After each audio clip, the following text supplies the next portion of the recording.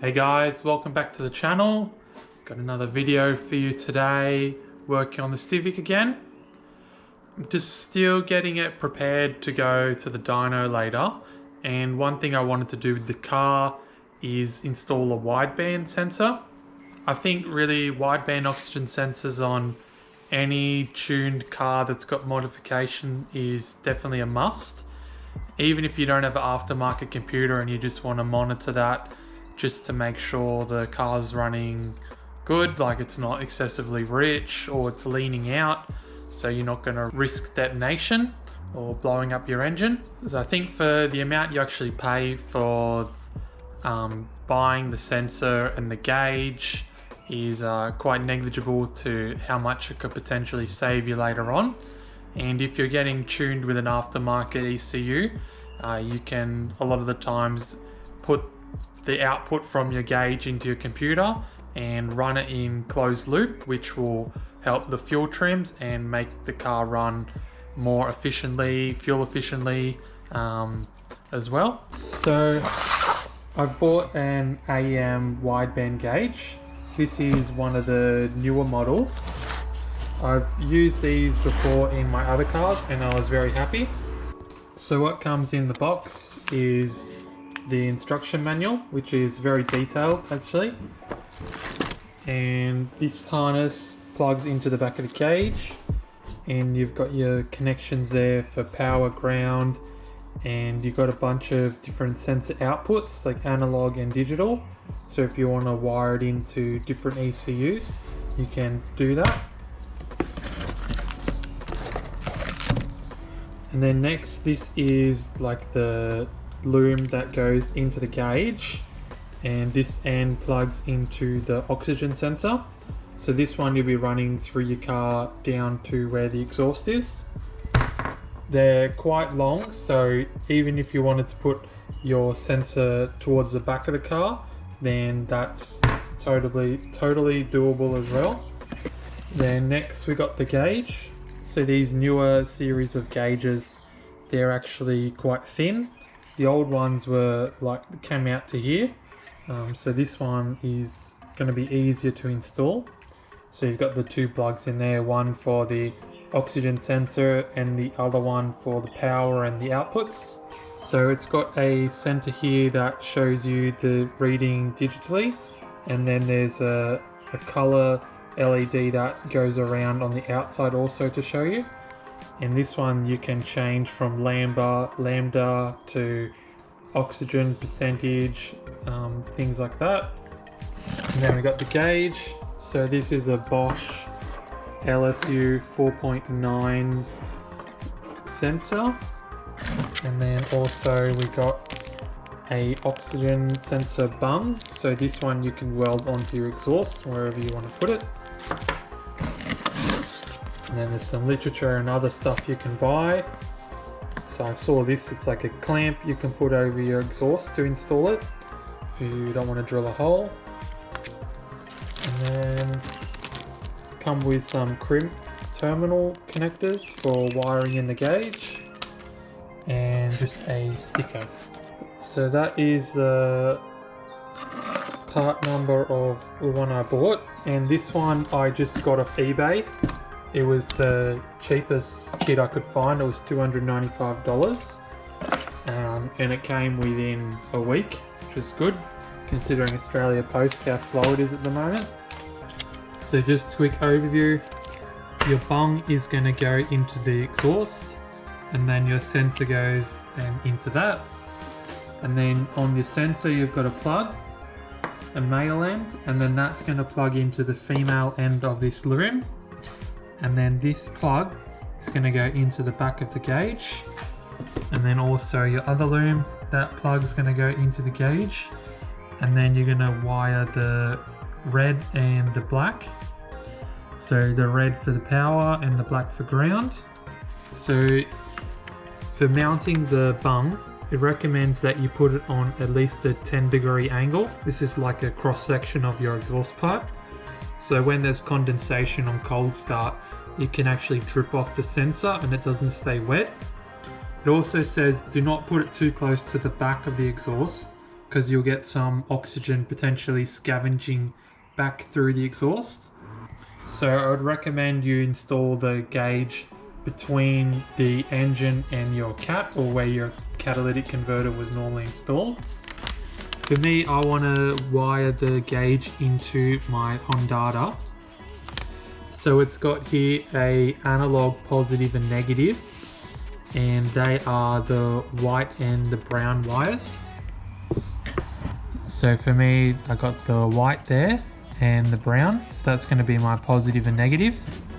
Since these will be plugged in right near the gauge, most likely, I'm going to have to extend those two wires to my Honda under the dash.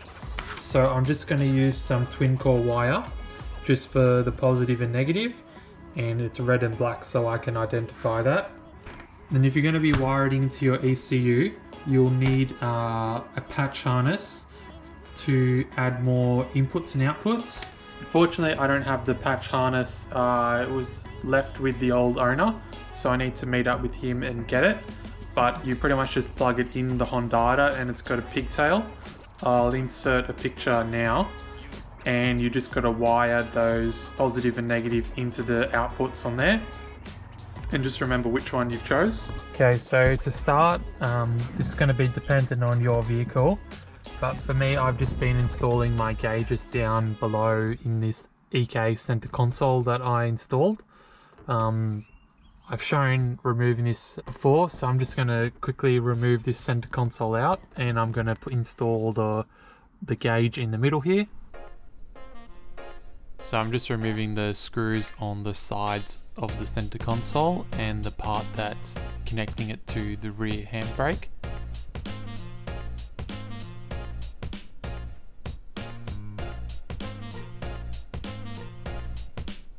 Then I'm just unplugging the gauges that I've already installed.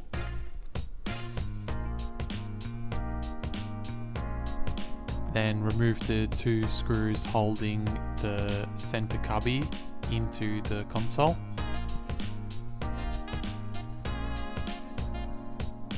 Then I just took out the center panel that I made last time to test fit the new gauge in. It would look like it was a bit tight. So then I'm just using a hole saw, which is the same diameter as the gauge, to mark where I'm going to cut. And then I'm just using the angle grinder to cut that piece of acrylic. And then on the bench grinder, I'm just using the stone to shape the piece that I'm going to install. Because I butchered that center acrylic piece so much, I'm just gluing in all the individual pieces and the gauges in position using a hot glue gun.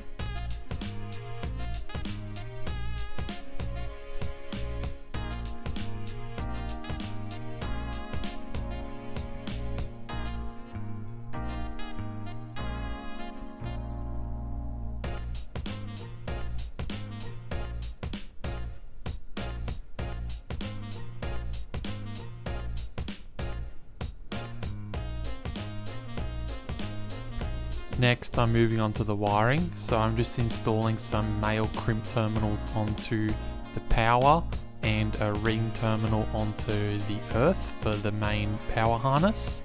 And next, feed the harness through the firewall to the gauge, the one that's going to connect to the sensor in the exhaust. So I've got that wire now through the firewall and the other end of the loom here, ready to run down to the sensor. And I got the other end of the wire here, so just going to run the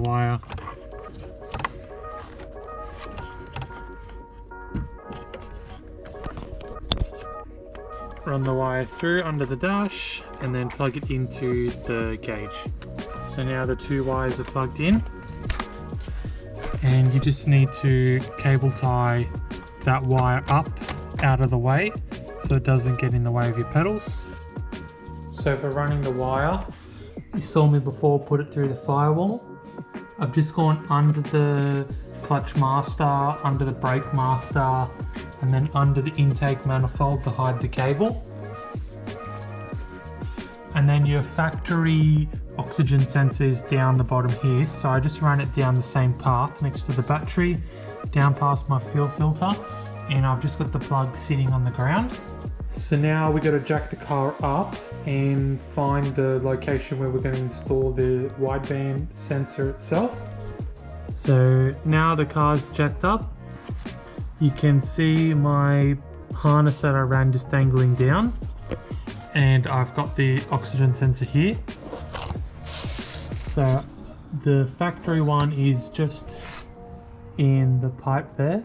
So I'm just going to unplug it and remove it and replace it with this new one.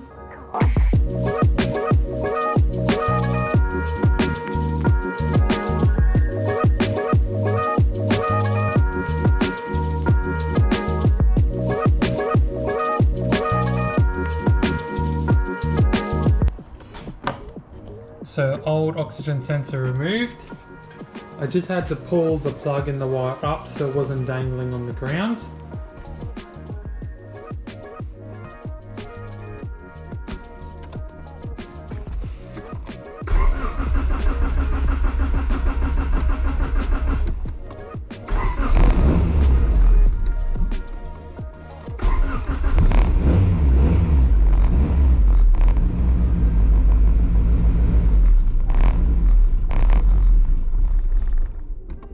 Sensor.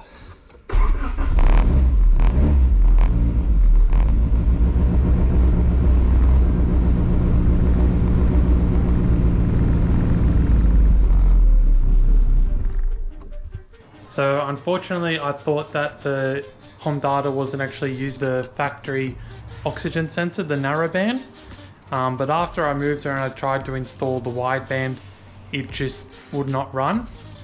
So I put the factory one back in, and soon I'm going to be going to the exhaust place and getting a new exhaust made up, and I'll get him to put another bung in there so I can install the wideband sensor. The sensor was reading when I ran it trying to keep the car running, so it seems to be working and the gauge power's on. Hopefully in a future video when I'm driving the car we can actually see what the AFR is, but I'm pretty sure I'm going to need to get a retune after a lot of the modifications I've done. Overall, happy with the kit, used it before. Once again, if you have any questions, put them down below. If not, like, comment, subscribe, and I'll see you for the next video.